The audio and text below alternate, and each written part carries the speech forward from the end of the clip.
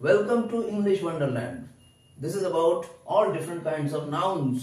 সমস্ত রকম নাউন নিয়ে এটাতে চর্চা করা হচ্ছে। এক নম্বর হচ্ছে কমন নাউন, 2 নম্বর প্রপার নাউন, 3 নম্বর কালেকটিভ নাউন, 4 নম্বর ম্যাটেরিয়াল নাউন আর 5 নম্বর হলো অ্যাবস্ট্রাক্ট নাউন।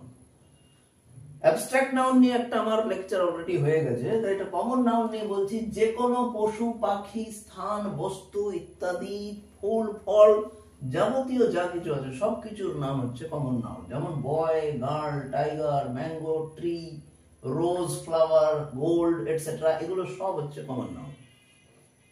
প্রপার নাউন মানে কোনো এক বিশেষ ব্যক্তি, বিশেষ বস্তু, এইসব জিনিসের নাম, বিশেষ কোনো স্থান। যেমন ডেভিড একজন লোকের নাম, জুলিয়েট একটা মেয়ের নাম, দিল্লি ভারতের রাজধানী, লন্ডন ইউকের রাজধানী, টোকিও এটা জাপানের রাজধানী। 3 নম্বর হচ্ছে কালেকটিভ নাউন।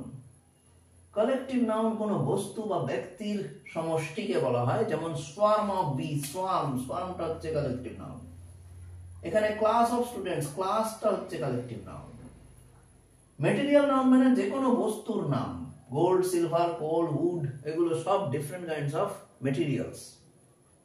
আর অ্যাবস্ট্রাক্ট নাউন হলো কোনো বিমূর্ত বিশেষ্য, মানে কোনো ভাব অথবা বিমূর্ত অবস্থাকে বোঝায়।